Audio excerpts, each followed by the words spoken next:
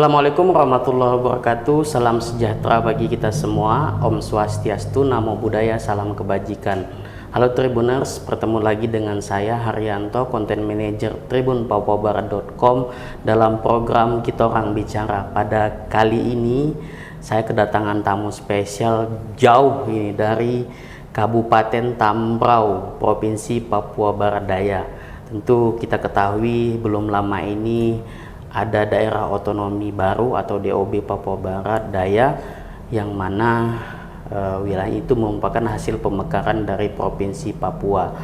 Pada kali ini saya mau langsung perkenalkan nih narasumber saya, yaitu Kakak Vincentius Paulinus Baru, Sarjana Teknik Magister URP, yang mana beliau adalah menjabat sebagai Ketua Forum Pencari Kerja atau Ketua Forum Pencaker, yang mana tidak hanya itu, beliau adalah baru saja terpilih sebagai Ketua Lembaga Masyarakat Adat Tambrau atau Lemata.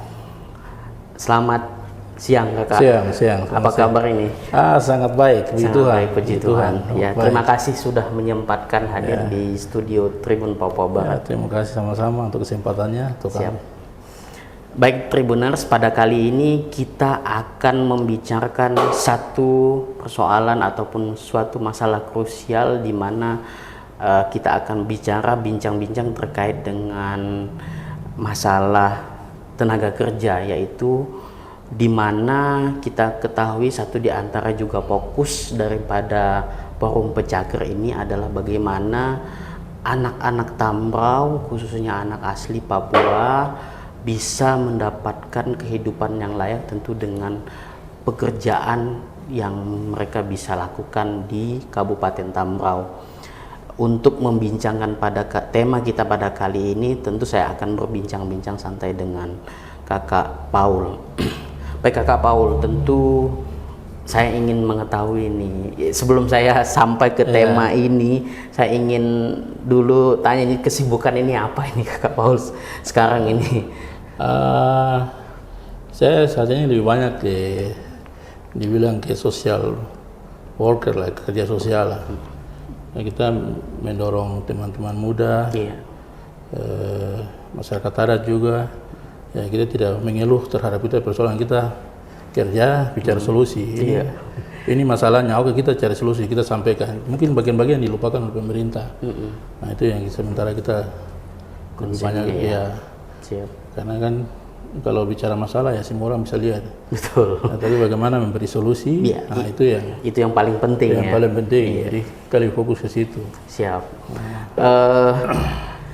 Kemudian ini membentuk forum pencari kerja atau forum pencaker. Saya sudah lihat di mana ya memang bentuk keseriusan dari forum pencaker ini, ada website khusus yang mana ya saya lihat sekilas datanya sangat lengkap gitu. Bagaimana SDM apa di Tambrau, kemudian berapa yang kuliah, berapa yang sekolah, misalnya yang sudah dapat pekerjaan berapa dan lain sebagainya gitu kan. Itu sebenarnya apa tujuannya Kakak daripada forum pencaker ini? Baik, terima kasih. Jadi forum ini digagas oleh teman-teman muda Tambrau. Rumah saya ada saudara Edi, Urbanus Momo, habis Lei, Michael Lajoi, salah satu dosen muda Tambrau juga di atas. Nah, kita bicara terkait persoalan waktu di bulan Agustus atau jadi itu kan ada pengumuman formasi 2018 itu CPNS ya. Iya. Nah, itu kan banyak gejolak semua daerah. Nah, teman-teman yang Tambrau ini, mereka juga sebagian tidak lolos, sebagian lumayan lah tidak lolos. Mereka mau melakukan aksi, mereka tanya saya, "Kakak, ini kita mau aksi." Saya kan bikin apa? Kita mau bikin aksi untuk, saya bilang enggak usah bikin aksi. Nah, sekarang kalau kamu pernah sekolah, mari kita kerja data. Kita kerja data, kasih ke pemerintah. Dan kita kerja data kasih ke pemerintah. Nah, akhirnya kita gagas pertemuan di Manokwari, kumpul teman-teman, semua mereka datang, kita rapat, bentuk forum, akhirnya dipercayakan ke saya sebagai ketua forum, saudara Edi Syufi sebagai sekretaris. Nah, benar kita tidak pakai, yang itu riskan masalah uang apa. Bukan mengelola keuangan. Iya, kita bukan mengelola keuangan, cuma kepala data. Siap. Nah, dari dari proses yang kita bentuk sekitar tanggal 8 Agustus 2020 ya. 2020.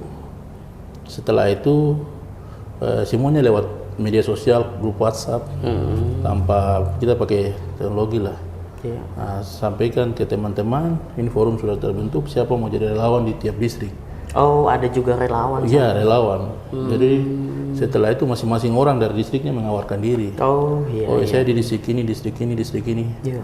Akhirnya kita bergerak, mereka yang kumpul data per distrik, mereka foto kirim ke kami, kami kolek dia, atur per distrik, per nama, per orang. Jadi data kami lengkap dari mulai KTP, KK, ijazahnya. Itu apa saja item dari data itu, Kakak? Item datanya lumayan hampir sama dengan BKN punya. Permintaan data yang untuk CPNS, sampai nomor tes, mereka kerja di mana, itu semua. Iya. Nomor ijazah, ada banyak sekali. Ada klasifikasi nggak, misalnya apa saja, misalnya dia misalnya lulusan mana, kemudian belum kerja atau sedang kondisi apa begitu? Itu kita punya bank data tentang itu semua. Jadi kan waktu kita kasih formulir di website, mereka bisa download. Itu ada berapa poin-poin yang mereka isi. Nah, sudah bekerja atau belum? Kalau belum, kalau sudah di instansi mana? Sudah honor berapa tahun? Nah, kita koleksi dari data itu semua. Nah, waktu hampir 4-5 bulan teman-teman kerja itu kumpul sekitar 800-an. 800 orang yang sudah mengisi formulir. Mengisi formulir. Iya. Nah, itu sekitar 800-an. Dari pendataan itu kita tahu ternyata ada banyak juga anak Tambro yang sarjana. Ada Tambro juga sarjana. Kita tahu juga ternyata juga ada usia produktif tenaga kerja Tambro itu rata-rata SMA. Rata-rata SMA. Nah, dari situ kita juga koreksi ke data statistik di PNS Tambro, rata-rata juga rupanya di PNS Tambro itu rata-rata juga SMA. Nah, dari forum yang kita bentuk itu teman-teman kerja sukarela. Nggak digaji ya? Nggak digaji. Honornya juga nggak ada. Jadi kita kerja selama hampir 4 bulan, kumpul data. Sampai sekarang masih datanya dikirim terus ke kita. Tapi pernah nanya relawan nggak, Kakak, kenapa mau gitu? Ya karena memang tempat relawan ini kan mereka kerja untuk mereka punya nasib sendiri. Jadi saya tanya dulu, sekarang kau mau jadi pegawai, kerja dulu lah. Kerja dulu lah. Kasih tahu. Akhirnya kita kerja, waktu itu kita undang, setelah datanya terkumpul, laporan kita mungkin tinggi nih ya.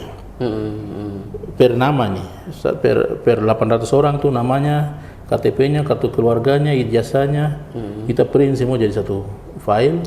Di file flash disk juga kita bawa ke Tambro. Surat Pak Bupati, mereka kasih waktu, kita presentasi posisi SDM orang Tambro. Nah, sebenarnya poin pentingnya di sini sebenarnya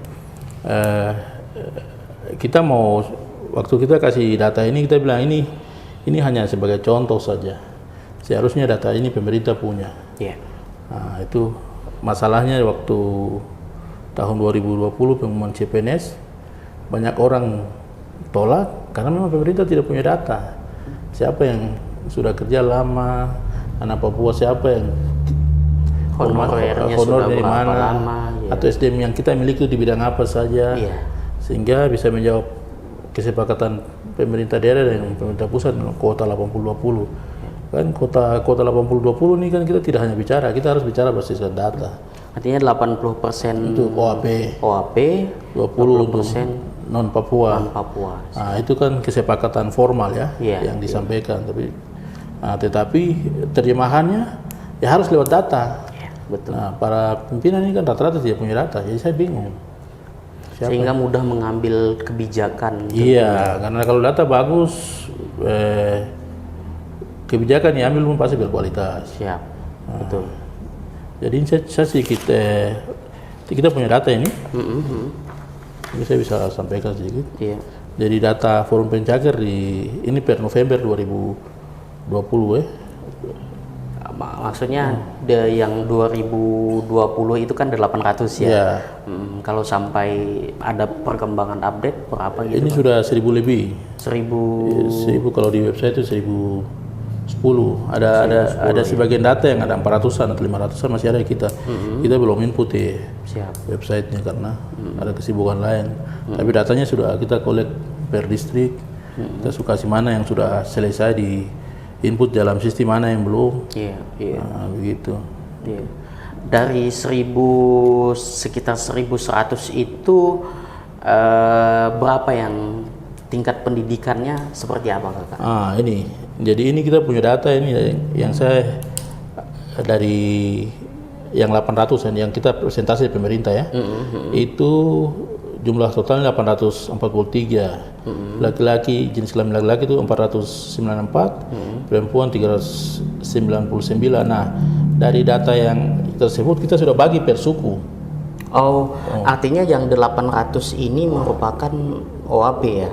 Ya, ada sebagian non Papua juga, tapi mereka bekerja sebagai guru, mantri. Ya, kita tidak bisa kasih tinggal mereka karena mereka mengajar orang Papua di kampung-kampung. Siap. Ya, mereka juga ikut membangun Tamro. Siap. Nah, itu ada, kalau berdasarkan tingkat pendidikan data yang kita kumpul ini, itu SMA itu jumlahnya 450 orang, SMK itu 170, yang D3 itu 44 orang, yang 1 209. Nah, kalau SMA SMK itu jumlahnya 69,3%. Jadi mayoritasnya SMA ya. Iya, mayoritasnya SMA.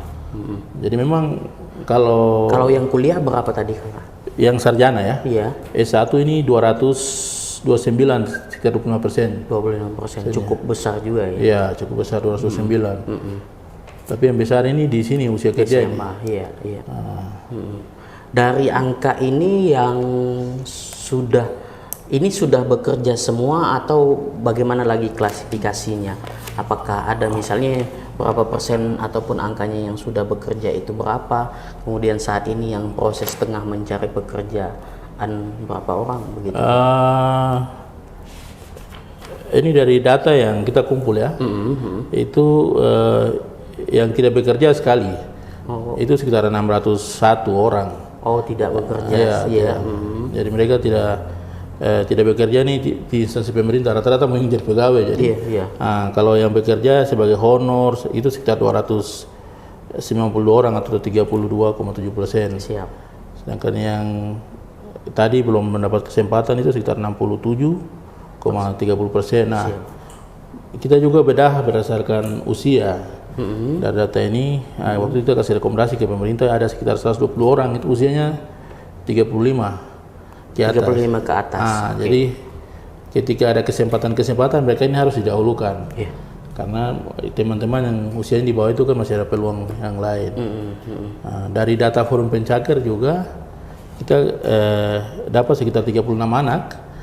Mereka yang tamat dari SMK Kesehatan langsung dipekerjakan di puskesmas. Di puskesmas ya. Dari 15 puskesmas di Tamro itu semuanya dari jasa SMK. Ada sebagian besar mereka di situ.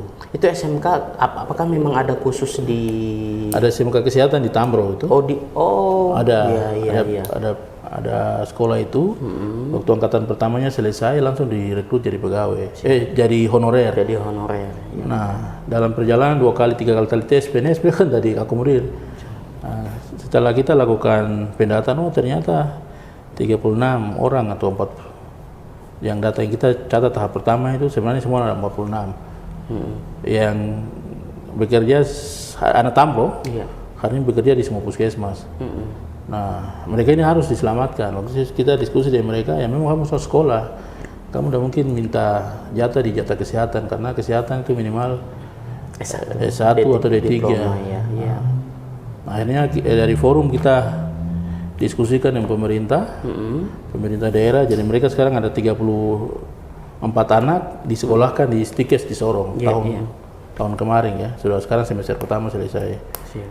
Jadi angkanya sebenarnya kalau lihat di kakak yang paparkan tadi itu, kalau kakak Paul paparkan tadi itu ternyata masih cukup banyak yang belum terserap begitu Iya, kan. masih. Sebenarnya kalau kita melihat potensi Tambrau itu dari SDM yang sudah ada, tentu kita bicara ya potensi yang ada di Potensi yang sana ada, begitu ya. Itu kakak melihatnya seperti apa itu melihat? Sebenarnya ada banyak potensi yang perlu dikembangkan dari tenaga-tenaga produktif yang ada ini kan tidak semua orang harus jadi pegawai. Iya betul. Tidak semua orang harus jadi pegawai. Tetapi juga kita tidak bisa tutup mata bahwa tenaga kerja yang produktif ini mereka juga punya kualifikasi untuk di bidang-bidang lain tuh agak rendah. Nah, waktu kita sempat diskusikan rekomendasi kami forum untuk ya ini data ini sebagian tenaga produktif ini dikursuskan ke, disekolahkan di BLK atau apa? Vokasi. Ya, vokasi. Ya. Sehingga mereka ini bisa balik mengisi sekarang macam ada industri yang masuk di Kebar atau di mana-mana. Nah, mereka ini bisa masuk di sana. Jadi tidak semua harus orang jadi pegawai. Atau sektor pariwisata, sektor yang lain-lain bisa dikembangkan. Nah, itu memang belum jalan. Kita sudah sampaikan beberapa kali ke pemerintah tolong kerjasama dengan BLK atau apa. Bisa anak-anak ini sebagian ke sana. Dan kondisi Tambrau yang sulit ya sebagian bisa perbengkelan atau mesin bisa mengerti atau bisa kemana. Nah itu yang kita lagi dorong. Dan memang dari data kita ini data yang kita sempat kasih ke pemerintah itu ya menurut kami sangat membantu pemerintah. Membantu pemerintah terutama Pak Bupati dan sekarang Pak Sekda sekarang naik PJ Bupati. Di dalam proses perekrutan kemarin yang formasi honorer itu hampir dengan data kita tuh sebagian besar anak diangkat. Puji Tuhan. Puji Tuhan. Ya, kita memberi rekomendasi ke input ke pemerintah untuk coba kuotanya dibuka per distrik. Kalau per distrik minimal menjawab 80% anak asli Papua itu. Kalau tetap di OPD ya kita tidak tahu. Ini bisa apa anak Papua semua atau tidak. Kemudian namanya mau dimunculkan akan jadi konflik berikutnya. Betul. Input yang kita sampaikan diterima Pak Bupati. Akhirnya mereka buka per distrik honor-honor yang dari distrik itu, dari distrik atau ada tingkat kabupaten mereka rekrut lewat distrik. Jadi 29 distrik itu jatahnya 10 orang. Berarti kalau 29 kali 10 berarti sekitar 290 orang gitu. 290 orang. Itu sumber yang masuk ke per distrik itu apakah langsung datanya dari ini atau memang dibuka juga keluar? Data kita sudah kasih ke pemerintah. Kita tidak intervensi siapa kita tidak intervensi. Itu kewenangannya ada di pemerintah berdasarkan orang yang kerja apa segala macam. Keahliannya, pendidikannya. Gitu. Itu sebagian juga kita beri input untuk diberi ke kepala-kepala suku, tokoh-tokoh pemekaran, mereka punya anak-anak. Karena mereka berjuang kabupaten ini untuk anak-anaknya, bukan untuk orang. Itu sebagian diakomodir atau hak-hak wilayah di pusat-pusat pembangunan, macam di ibu kota VF. Itu harus pemerintah kita tidak kompensasinya bisa dalam bentuk lain, mengangkat mereka sebagai pegawai, sehingga anak-anak yang punya hak wilayah ini mereka akan jadi garda terdepan untuk menjaga keamanan di. Tentu kan catatannya kan tidak hanya yang mereka sebagai kepala anak suku gitu kan. Tentu mereka juga punya kompetensi. Gitu. Iya, pastinya. Dari itu kita kembalikan ke forum mereka, mereka sendiri berembuk. Siapa yang didorong? Ini anak kita sarjana, ini sarjana teknik, oke kita dorong dia masuk. Ini sarjana apa? Sarjana itu rata-rata begitu. Kalau kita lihat dari data ini asal pendidikannya seperti apa kakak? Yang banyaknya di SMA sih. SMA, SMK ini hampir 69,43%. Kalau yang kuliah ini banyaknya kuliah di jurusan apa gitu apa? Kalau dari proses ini kami juga forum kita buat klasifikasi lagi ya gitu. Ya, kita ada buat untuk pendataan mahasiswa. Yang sempat kita tawarkan ke pemerintah tapi ya belum direspon. Memang rata-rata teman-teman kita yang masih Tambrau ini kebanyakan kuliah di ilmu sosial, ekonomi, ilmu pemerintahan. Yang di eksat ini banyak.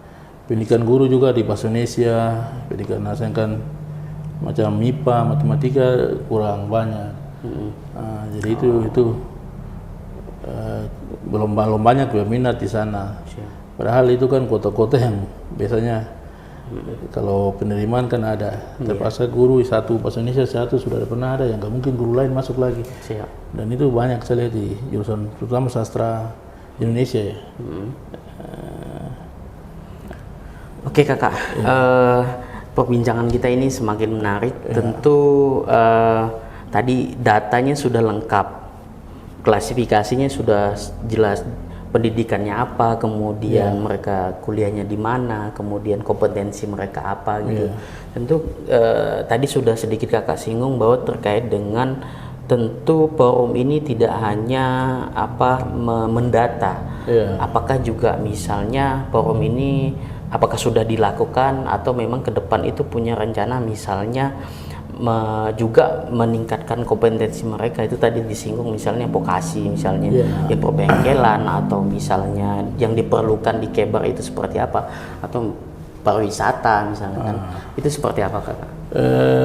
Jadi memang kan forum ini kan kita ini kerja relawan yang mengikuti program dan segala macam itu ada di pemerintah, mereka yang punya biaya. Jadi dengan data yang pernah kita sudah ketemu dengan pihak pemerintah, terutama Pak Sekda sekarang PPJ, saya sampaikan bahwa ini ada sekian anak muda yang bingung mau ngapa-ngapain ini. Tenaga kerja anak Tamro ini ya kita sama di BLK Sorong itu ada tidur-tidur aja itu. Ada banyak hal yang bisa ini, sebagian ini bisa didorong ke sana. Tetapi itu belum jalan.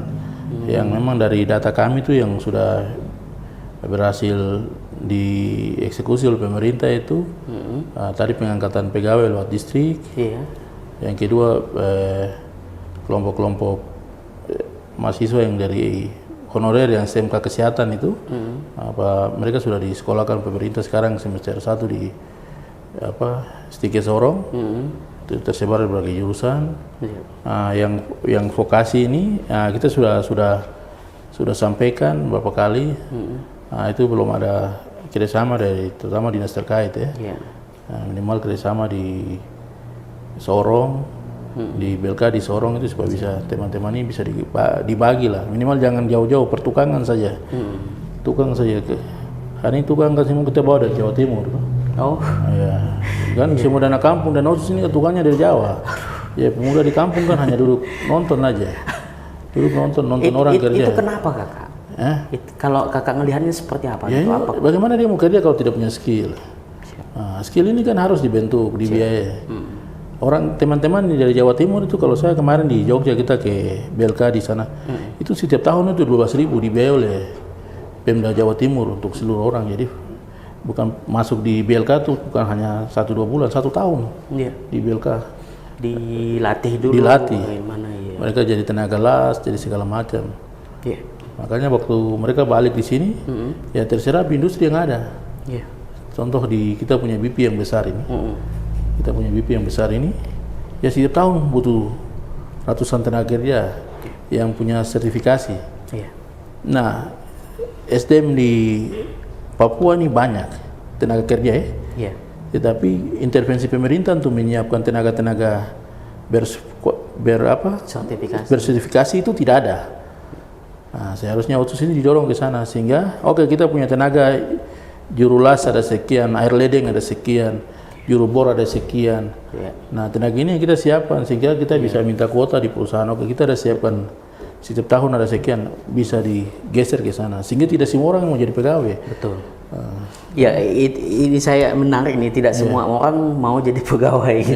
Artinya kan itu perlu upaya yang tidak hanya misalnya nunggu saja, misalnya ya anak pemuda Tambrau ini banyak, tapi kalau tidak dilatih misalnya tadi itu kan ya bisa mereka juga nggak bisa ngomong. Kita punya potensi perikanan yang besar, kita punya potensi pariwisata yang besar. Atau Bukit Teletabis, kemudian air panas. Nah ini kan perlu dikelola, atau kita tidak teman-teman di luar sana kan pendampingan terus menerus toh. Ada event yang buat, ada kegiatan dibuat, sehingga potensi yang tadi ini mereka bisa terserap ke sana. Tetapi kalau tidak, ya susah. Jadi memang itu saya lihat di sisi itu, sisi bagaimana menyiapkan tenaga kerja ini. Yang paling sederhana tuh tukang lah, tukang yang hari ini kerja dan desa, kerja rumah-rumah di kampung. Ya semua kita bawa dari mana? Ya semua kita bawa dari teman-teman dari non Papua ya, tukang Jawa. Jadi hari ini datang dia punya keahlian. Nah yang kita mau tuh ke depan minimal mereka ini disiapkan dulu zaman Belanda kan. Yang bangun rumah kita di kampus Nopi itu tukang-tukang lokal yang disekolahkan ke Jawa Timur, dikursuskan. Mereka pulang jadi tukang, kerja gereja, kerja rumah sakit, kerja rumah guru. Mereka yang kerja. Nah, itu bukan dari luar. Bukan dari luar. Nah, sebenarnya model-model itu harusnya didorong. Sehingga teman-teman ini yang punya keinginan, oke saya mau jadi ini, minimal bisa pasang listrik atau pasang tela saya bisa pasang. Punya mental kerja juga ada. Sehingga mereka bisa isi ruang-ruang yang ini. Ya. Tentu kalau kita bicara Papua kan juga tantangannya misalnya keamanan gitu kan juga. Tentu kalau di Tambrau sendiri bagaimana itu kakak? Kalau Tambrau ini sejauh ini wilayah yang paling aman lah. Wilayah Kan paling ujung ini, paling luas, penduduknya paling sedikit, punya potensi yang besar gitu kan. Ya, wilayah hari ini paling aman. Masyarakatnya ini kan rata-rata saling kenal ya. Itu orang mau kenal semua nih. Mau kenal karena tadi hubungan perkawinan, punya keluarga ke sana kemari. Jadi Tribuners dari luar itu jangan terpancing informasi-informasi yang sesat. Kan? Jadi kan Papua ini luas, ya kita bisa sampai kadang dilihat masalahnya di pegunung, oh semua, wah masalahnya di Jakarta, kok Jawa Timur nggak tahu. Itu kan gitu.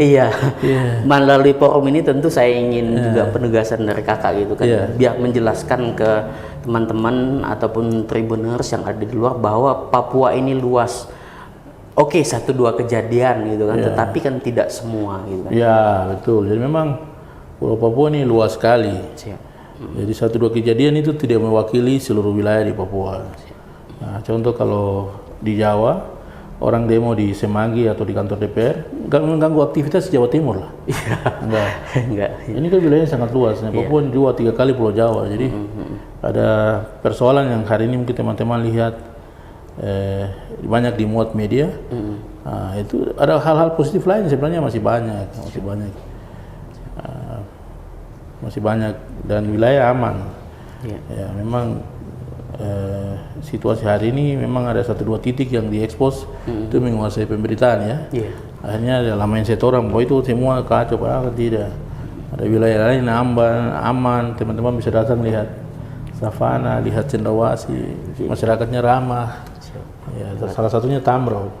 Tambrau itu wilayahnya masyarakatnya ramah. Jadi kalau mau foto di bukit yang padang luas, kemudian mau mandi di air panas, ya satu-satunya di Papua Barat sini, Tambrau. Di Tambrau air panas. Savana yang luas. Kalau serius pengelolaan pariwisata tentu di sana bisa misalnya ya UMKM hidup, kemudian ada guide untuk teman-teman yang datang misalnya itu kan pariwisata misalnya. Jadi saya hampir 6 bulan tinggal di Banyuwangi. 6 bulan tinggal di Banyuwangi. Sama ya, kondisinya paling ujung juga. Paling ujung. Situasinya di daerah Jawa tuh diklasifikasikan wilayah tertinggal. Segala macam, tetapi mereka berhasil membangun daerah mereka dari wilayah tertinggal sekarang dari tujuan wisata. Ya salah satunya yang didorong adalah festival. Nah, kita macam di Tambrau. Itu budaya orang Tambrau itu orang bilang mako pokwo. Pokwo. Itu di orang tua kami itu bikin acara seminggu dan mereka persiapkan sama konsep hari ini adalah festival. Ya konsepnya sama di festival sebenarnya. Konsepnya sama di festival. Di konsep pembangunan hari ini festival. Nah mereka siapkan makan, siap rumah dansa, siapkan segala macam, sebarkan informasi. Bulan ini ke bulan ini kita bikin acara. Event pariwisata. Ya, jadi orang datang, ketika dia datang dia tidak datang kosong, dia datang bawa dia kain timur, dia datang bawa dia segala macam. Disitulah tersaksi. acara seminggu orang kasih makan orang. Orang datang bawa kain timur, dia datang dengan ini bayar masalah bantu. Nah sebenarnya konsep itu yang harusnya kita ambil. Jadi event-event pariwisata sekarang hari ini saya mau ke Kebar, saya buang uang dengan jumlah yang besar. Nah lebih baik Kebar itu macam gunung air panas dan itu mereka datang ke festival Lembah Kembar contohnya. Baru atraksinya. Nah, jadi harus ada acara yang dibuat, kumpulkan orang, bikin budayanya. Ada yang jualan. Hidup UMKM. Ukiran. Hasil kerajinan tangan, kemudian. Ya kemarin kita bikin di Musdat itu. Musdat Lemata. Lemata ya, kita buat rumah dansa. Bikin rumah itu acaranya 3 hari ya. Tetapi uang yang beredar di masyarakat cukup besar. Karena pas kita bikin acara banyak orang yang datang, mereka perlu sayur, perlu daging, semua kita beli dari kampung. Sayur. Tidak datangkan dari luar. Datangkan itu ayam, ikan dari. Kalau itu bawa dari sayur-sayur penduduk, keladi, petatas, bahan lokal kita bawa semua dari mereka.